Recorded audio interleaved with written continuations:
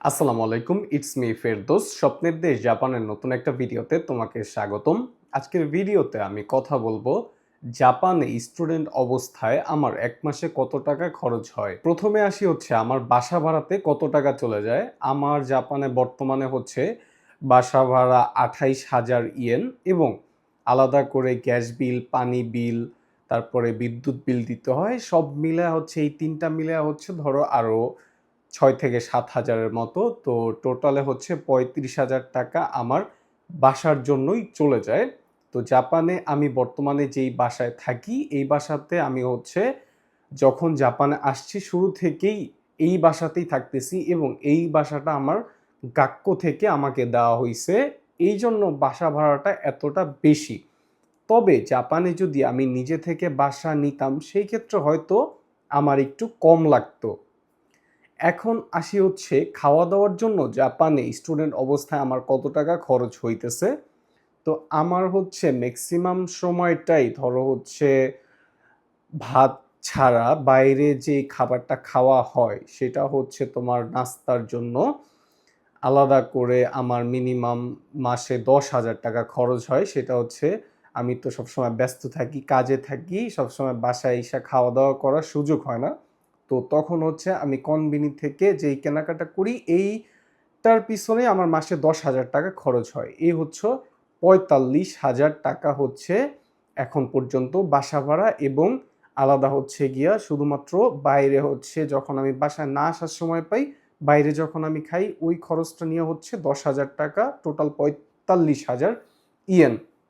তারপরে আসি হচ্ছে তোমার বাসার মধ্যে আমার কত টাকা খরচ হয়। বাসার মধ্যে ধরো হচ্ছে চাল, তারপরে হচ্ছে আদার্স যে বাজারগুলো আছে শাকসবজি, গোস-টোস এগুলা মিলায়া হচ্ছে গিয়া মাসে তোমার প্রায় ১৫ থেকে ২০,০০০ টাকার মতো আমার খরচ হয়। যেহেতু আমি বাইরেও খাই, বাসায়ও খাই, এইজন্য আমার টোটাল খাওয়া-দাওয়ার পিছনে তোমার হচ্ছে গিয়ে ৩০,০০০ ইয়েনের মতো খরচ হয় বাসা এবং বাহিরে মিলায়া।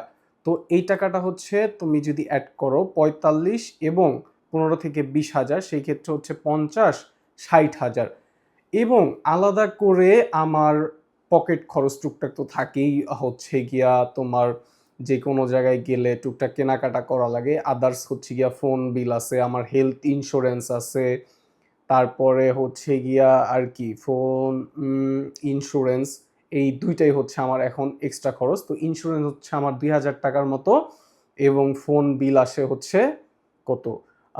৩,৫০০ ইয়েনের মতো। তো টোটাল জাপানে এখন বলতে গেলে টোটাল আরকি এভারেজে প্রতি মাসে আমার প্রায় ৬০ থেকে ৭০,০০০ ইয়েন খরচ হয়। এটা হলো সর্বনিম্ন। তবে জাপানে আমি যখন শুরুতে আসছিলাম এটা আমার তখন আরো বেশি ছিল। আমি তখন না বুঝে মাসে ৮০ থেকে ১,০০,০০০ ইয়েন খরচ করে ফেলতাম। বাট ডে বাই ডে আমি যখন জাপানের লাইফটা বুঝতেছি, অ্যা জাপানে কিভাবে সেভ করে চলা যায়, তো এখন আমার খরচটা একটু কমতেছে। তবে তোমরা যারা নতুন জাপানে আসবা, আই থিংক ১ম দিকে তোমাদের একটু খরচ বেশি হইলেও জাপানে যখন হচ্ছে গিয়ে ৬ মাস ১ বছর চলে যাবে, তখন তোমাদের খরচটা অনেক কমে যাবে। সেই ক্ষেত্রে জাপানে তুমি টোটাল যদি ধরো যে তোমার মাসে ৬০ থেকে ৭০,০০০ ইয়েন এভারেজে যেই কোনো সিটিতেই তোমার এরকম খরচ আছে। এর একটু কম এবং বেশি হইতে পারে। তুমি যদি জাপানে আসার চিন্তাভাবনা করে থাকো তাহলে অবশ্যই আমার চ্যানেলের সাথে যুক্ত থাকবা এবং আমার চ্যানেলটা সাবস্ক্রাইব করে দিয়ে এই ভিডিওতে লাইক দিয়ে পাশে থাকবা। ধন্যবাদ।